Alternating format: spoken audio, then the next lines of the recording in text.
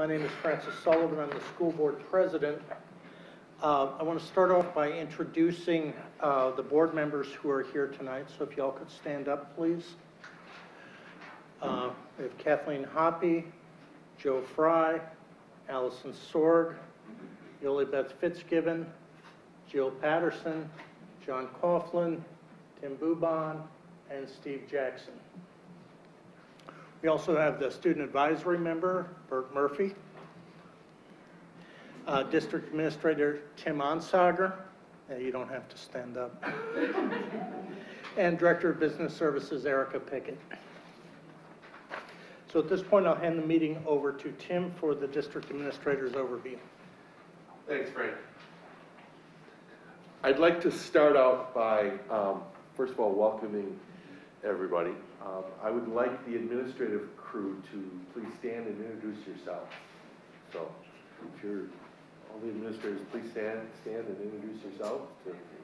Yeah, wouldn't hurt. I guess we're nominated to go first and Mr. Penright. So, Trish Gates, Principal at River Bluff Middle School. I'm Erica Pickett, Business Services. I'm Kate Alburn, Curriculum and Instruction. Jessica Hernandez, Director of HR.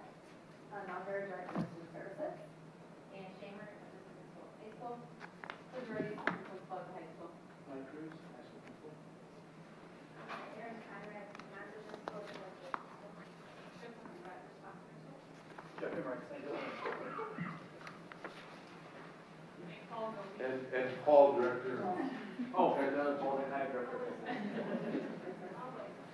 So again, welcome everybody, and thank you for coming to the annual meeting. I want to start out by also thanking our community. Without the generous support of our community, not only yearly with the annual budget, etc., but also 2014 with our referendum to exceed the revenue cap on a permanent basis. And Erica's presentation, when you see it, will show that. I wanted to take a few moments to kind of go over some of the things that we are currently working on in the district. The first one is we're really doing a laser-like focus this year on some of our initiatives, and in particular our learning goal. So in one of the publications, which is the booklet over there on the last page, you can see our learning goal.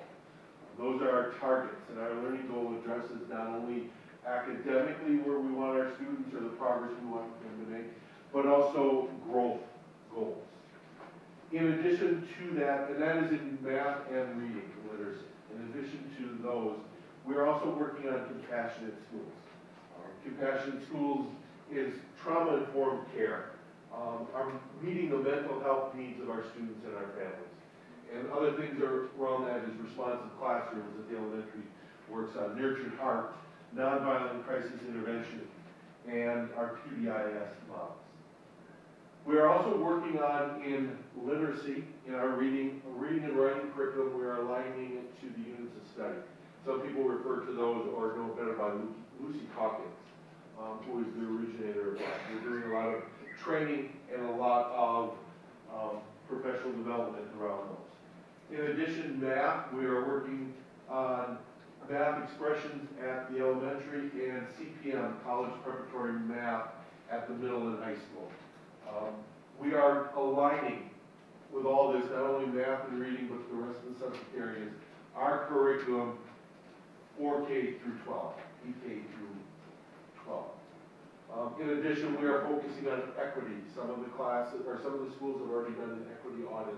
We're working on equity throughout the system to meet the needs of all of our students. And we're aligning our PD with those initiatives. In addition to that focus, we are working on resource management. As you will see from the presentation that will come up, we continue to decline in enrollment.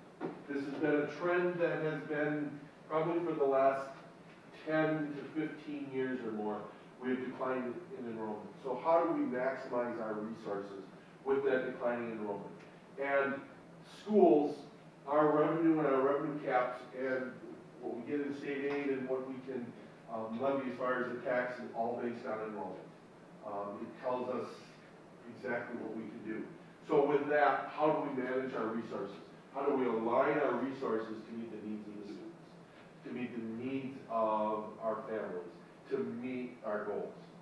In addition to that, we are, as the board is transitioning its policies over to a system called Neola, which is helping us to really hone and identify the policies and really make it streamlined so we can identify those areas of growth and those weaknesses or holes in our policies. And the last one that I'll highlight tonight is we continue to strengthen our schools and our district around safety. We've gotten 2 rounds now of safety grants. Those have helped with things like cameras in the schools. We're doing more secured entrances. We are working on developing drills that we are mandated to have by the state. And so we are really looking at how do we operate, and in this day and age, unfortunately, how do we make the schools more secure? Just to give you an idea, 5 years ago, anybody could walk into our schools at any time because all our doors were open. Transition that to now. And transition that as a society, where are we from 5 years ago? And unfortunately, those are steps that we have to take. So those are just 4 things that we're working on. There's several others. But our staff is working incredibly hard. Our teachers and our administrative crew and everybody are making relationships with students every day. We are working diligently to make sure that every student thrives, and we're preparing them for whatever their world or whatever comes next in their life. So again, thank you for coming, and thank you for your support. With that, I'll turn it back over to Frank. Thank you, Jim. At this point, we will accept nominations for a meeting chairperson. How thoughtful. Nominations by Mr. Fry, and you need an address, is that correct? Mr. Fry, would you state your address, please? Is there a second? I second. Second by Mr. Bouban. Would you state your address, please, Tim? 127 East Prospect Street. Are there any other nominations? Any other nominations? No other nominations. All in favor of electing me as chairperson of this meeting, please so signify by saying aye. Aye. Any opposed? At this point, I will turn the meeting over to Erica Pickett, our Director of Business Services. Good evening.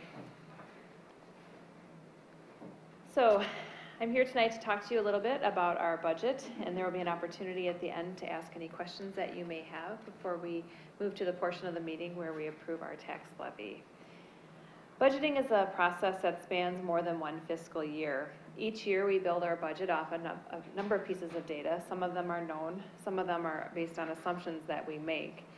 This slide shows a quick review of our 17-18 fiscal year and how we ended up. It shows the ending revenues and expenses for all the funds that we have here in the school district. Our main operating funds are our general fund, or Fund 10, and our special education fund, Fund 27. Each month we provide detailed financial statements to our school board, and they are posted on our website.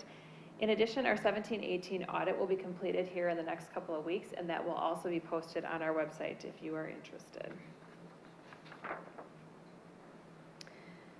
The revenue limit is a complex formula that determines the maximum revenue that a school is allowed to generate in the form of general state aid and property tax levy. The items on this slide that are listed are important components of our revenue limit. The revenue limit really drives the entire budgeting process in a school district. The revenue limit is a formula based on an amount per student times a 3-year membership average. Ongoing enrollment declines that Tim referenced earlier are a significant budget concern, as it means less financial support for our ongoing operations. The equalized valuation represents the total value of taxable property located within the Stoughton Area School District. This is the number that we use to help determine our mill rate. The Stoughton Area School District experienced a total equalization property value increase this year of 7% compared to last year. The revenue limit per student was historically increased using the Consumer Price Index. Every year, the amount we receive per student went up. In 2009, the state began reducing how much that per pupil increase was. As the state struggled to balance its budget in 2011-12, the funding for state aid actually was reduced. In order to prevent property tax increases to local school districts, the amount that we received in our revenue limit was actually decreased per student instead of increased. For Stoughton, that amounted to a decrease of $401 per student. The next couple of years, we did receive a minimal increase per student of $50 in 2012-13, and then $75 in 13-14 and 14-15. The state has not increased how much we receive per student in that revenue limit since that point in time. There has been a new per pupil aid that has been added that provides some additional support for school districts, and we'll talk about that a little bit later in our presentation. The Stoughton Area School District is very fortunate that our school community has provided operational referendum, which does provide additional tax support that has helped us to increase how much we receive per student in our revenue limit, which is what you see up here from 17-18 to 18-19. Our September enrollment this year continues to decline. This graph represents the September membership that's used in our revenue limit for that 3-year rolling average. There has been a trend of declining enrollment here in the district since the 02-03 school year. At that point in time, we peaked at 3,660 student full-time equivalents. In 2008-09, we added 4-year-old kindergarten to the district, which added some additional student enrollment. We continue to see this declining enrollment in 18-19, and we do expect that that trend will continue. Our third Friday membership this year is 3,023. The district's revenue limit does incorporate this membership number and a small additional amount that we receive for our summer school program. The maximum allowable revenue limit of $37 million is calculated by taking that maximum revenue per student that we saw earlier of $11,400 and multiplying it by a 3-year membership average of just over 3,100 kids. The formula also adds in various non-recurring and recurring exemptions, which includes our declining enrollment exemption for the district. To determine the maximum allowable levy that falls within our revenue limit, we take the total revenue limit minus our general state aid of $13.4 million. We then subtract the small amount we receive for exempt computer and personal property, which is about $183,000. The levy amounts for referendum approved debt service, community service, and prior year chargebacks are added into that amount to determine what our final tax levy is for the school district. For Stoughton, that amount is $24,819,259 for the 18-19 school year. This chart shows our revenue limit over time. The portion in green from 2010-11 through 13-14 represents a non-recurring referendum that increased our allowable levy during those 4 years. At the end of 13-14, those additional funds were no longer available. So at that time, our school board did pursue a recurring referendum. This type of referendum is permanent, so the increases that was approved by our community at that point in time is ongoing, unlike the non-recurring referendum support that was provided prior to that. Due to our declining enrollment, our revenue limit has dropped in 18-19 compared to where we were at in 2017-18. When we look at the total ongoing support that was provided from that recurring referendum, it's $7,050,000. The district equalized valuation has increased about $148.5 million this year, or 7% on top of what it was last year. The equalized valuation is a state-determined amount that includes all taxable property located within the Stoughton Area School District boundaries. The total tax levy is divided by this value to determine our mill rate.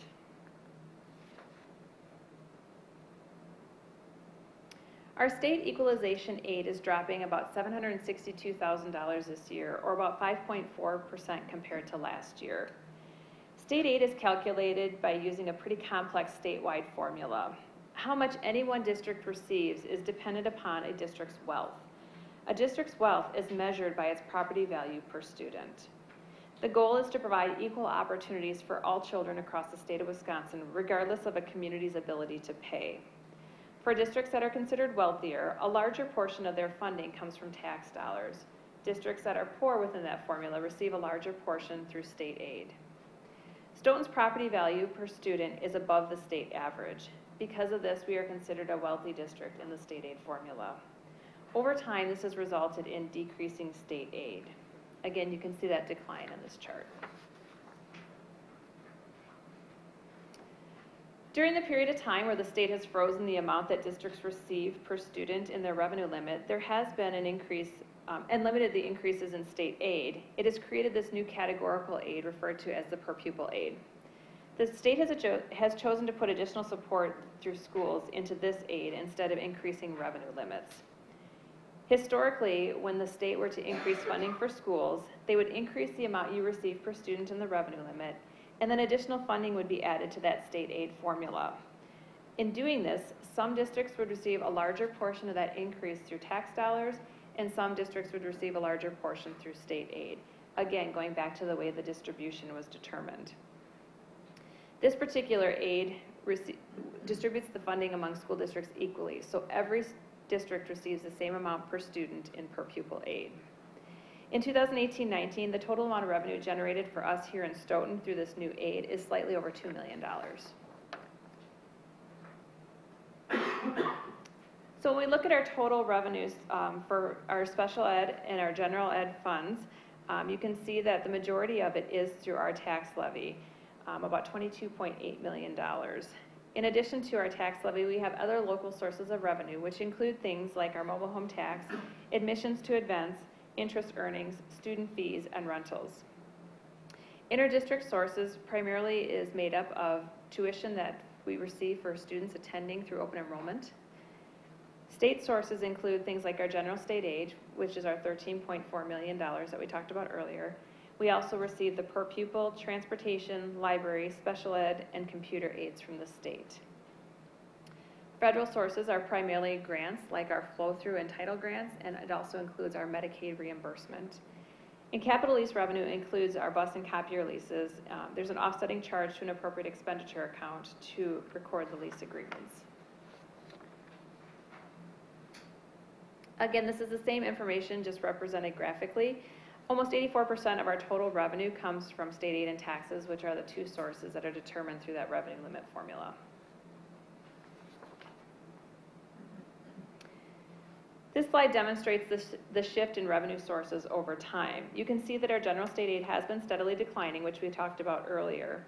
This decline in aid, coupled with the additional property taxes that were approved through referendum, has resulted in an increase in funding through a tax levy. The increase in other state sources over the past couple of years is due to that new per pupil aid that I discussed earlier. For some perspective, in 2006-07, our state aid was 55.3% of the total, and our tax levy was 32.2% of our total. When looking at our expense budget, there's different ways that we analyze that information. This slide shows our total budget by object, which shows what we are buying or purchasing. Our expense objects 100 and 200 represent salaries and benefits for the employees here in the district. Like all school districts, that represents the majority of our total expenditures.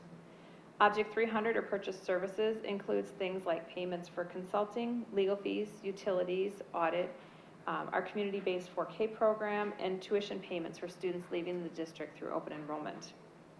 Non-capital objects is another way of saying supplies, which is primarily our software and other classroom materials that we purchase. Capital objects includes a variety of equipment items. Our debt retirement is generally our lease payments for buses and copiers. Object 700, insurance, represents our insurances like property, liability, workers' compensation, and unemployment. Our fund transfer is the transfer from our general fund to our special education fund.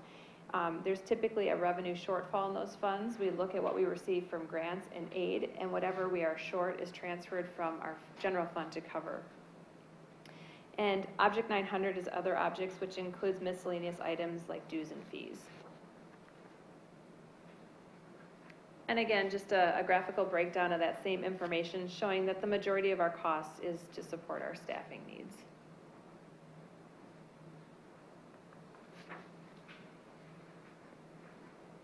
Another way that we report our information to the state is by function, or really what the items are being purchased for. And we break it out into three large chunks: instruction support and non-program costs.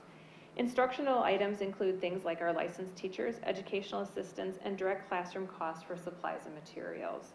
Support service really is an all-encompassing category that includes everything from library to counseling, health services, occupational therapy, physical therapy, psychology, social work, speech and language, administration, transportation, as well as custodial and maintenance services. The non-program function is primarily the cost for open enrollment tuition for kids leaving the district, and also that fund transfer that we spoke about earlier. And just another way of looking at that same information. Our district currently has $6.8 million in outstanding debt in our debt service fund, and that is scheduled to be paid off in 2023. The district did refinance some bonds a few years ago, saving approximately $1.26 million in interest costs over the life of the debt, which results in a direct reduction of our debt service tax levy.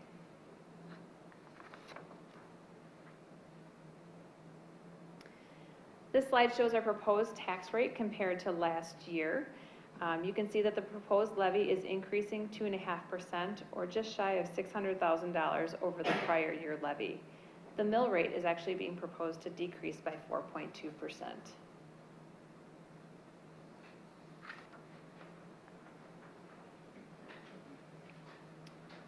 Again, just a graphical representation of our tax levy history. As aid has declined, there's been an inverse relationship and property taxes have increased. Again, during the 2011 through 13-14 school year, we added tax support due to that non-recurring referendum. And then in April of 2014, that recurring referendum that was passed has resulted in an ongoing tax increase and is included as part of our 18-19 levy as well. When you see an increase in 18-19 compared to 17-18, even though we are declining in enrollment, it is primarily attributed to our declining state aid. This year, the proposed mill rate is decreasing by 4.2%. The mill rate is really a product of two things: our total tax levy and our equalized property value. In order to determine your mill rate, you take that levy and you divide it by your property value. In order for the mill rate to increase, the total levy needs to increase at a higher percentage than the property value increases. If the property value increases at a higher percentage than the levy, then the mill rate actually decreases, which is what we are proposing here. So what does that mean for an individual homeowner? Every situation is different, but this shows an estimated tax impact of the proposed 18-19 tax levy. This example demonstrates an average home that was valued at $200,000 in 2017-18. If that home increases 7%, which would mirror what the increase was for the district as a whole, the value would be $214,000 in 18-19. Given the change in mill rate, the total tax increase for that particular homeowner would be $57 over the prior year.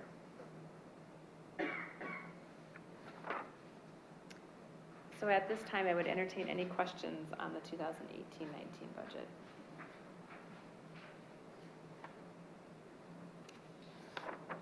Seeing none, I will turn it back over to Frank.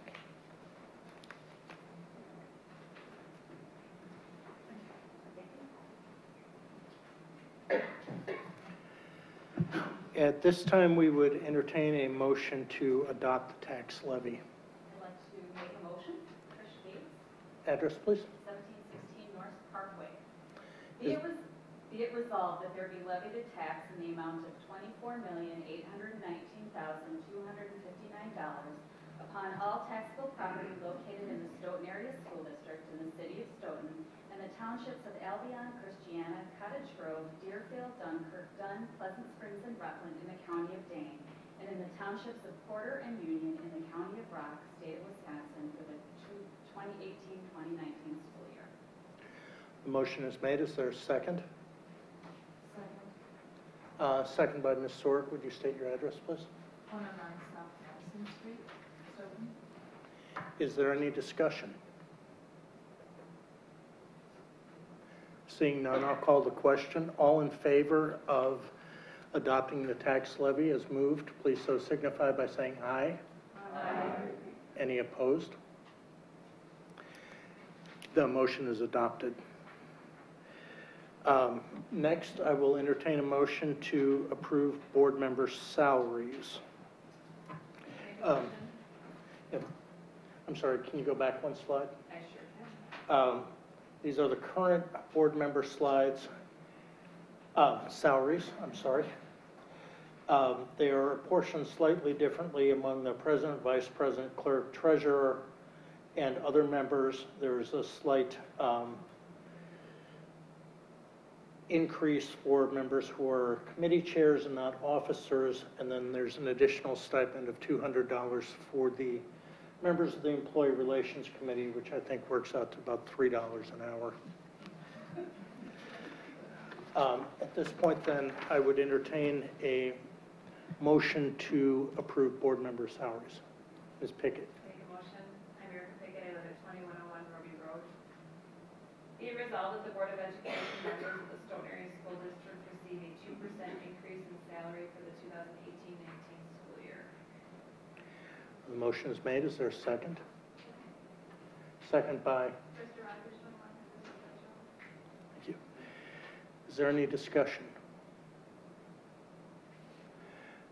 I would remind board members and their family members that it is inadvisable for them to vote on a motion that affects them directly. So I'll call the question. All in favor of approving the motion, please so signify by saying aye. Aye. Any opposed? The motion carries. Next, I will entertain a motion regarding reimbursement of board member travel expenses. Dr. Onsager. Motion, Tim Onsager, 716 King Street. Be resolved that members of the Board of Education of the Stoughton Area School District be reimbursed for payment of actual and necessary travel expenses incurred while traveling in the performance of duties. Is there a second? Second. Second by Ms. Gates. Any discussion?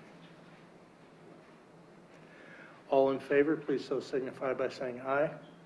Aye. Any opposed? The motion carries. And finally, I will entertain a motion to adopt a resolution to schedule the 2019 annual meeting. Be resolved that the next annual meeting of Stoughton Area School District be scheduled for 6 p.m. The motion is made. Is there a second? I second it. Second by Ms. Pickett. Any discussion? All in favor, please so signify by saying aye. Aye. Any opposed? The motion carries. And at this point, since there's no further business, I will accept a motion to adjourn. Motion by Mr. Fry. Is there a second? Second by Ms. Fitzgibbon. Any discussion? All in favor, please so signify by saying aye. Aye. Any opposed? The meeting is adjourned. Thank you, everybody.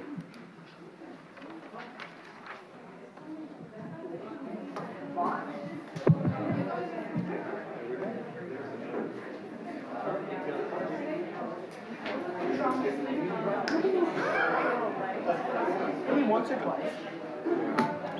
And we can start at the same time, because I think I posted it for 6:20. I believe you did. Uh-huh.